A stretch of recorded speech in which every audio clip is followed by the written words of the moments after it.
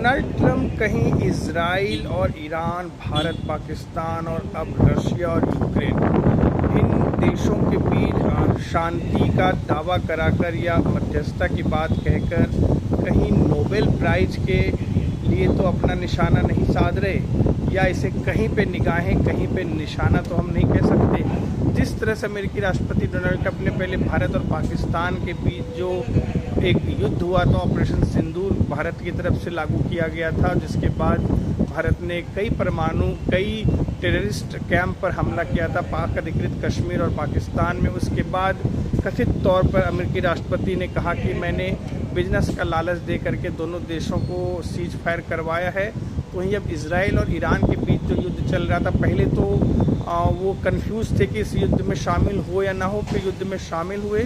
Iran के कई परमाणु ठिकानों को निशाना भी बनाया अमेरिकी मिलिट्री ने। उसके बाद जो है अब शांति वार्ता की बात, युद्ध विराम की बात कह रहे। तो वहीं आज उनकी तरफ से रशिया और यूक्रेन के बीच भी युद्ध विराम कराए जाने की कोशिश करने की बात की जा रही है। तो कहीं अमेरिकी राष्ट्रपति डोनाल्ड ट्रंप इस बार का नोबेल शांति पुरस्कार तो नहीं चाहते, और जिस तरह से वो लगातार अपने बयानों से एक कन्फ्यूजन की स्थिति बनाकर रखते हैं और उनकी बातों से ऐसा लगता है कि वो खुद क्या करना चाह रहे हैं ये किसी को पता नहीं चलेगा। पहले तो उन्होंने भारत पाकिस्तान के बीच मध्यस्थता की बात की, लेकिन भारत के कड़े विरोध के बाद वो अपनी बात से पलट गए, लेकिन बीच बीच में फिर से वो इस तरह की बातें कर रहे थे। वही हाल रशिया और यूक्रेन की लड़ाई के बीच अब वो ऐसी बात कर रहे हैं। तो इजराइल और ईरान के बीच जो लड़ाई हुई और बाद में कल युद्ध विराम लागू हुआ, तो उसका कहीं ना कहीं श्रेय लेने की कोशिश भी अमेरिकी राष्ट्रपति डोनाल्ड ट्रंप की है।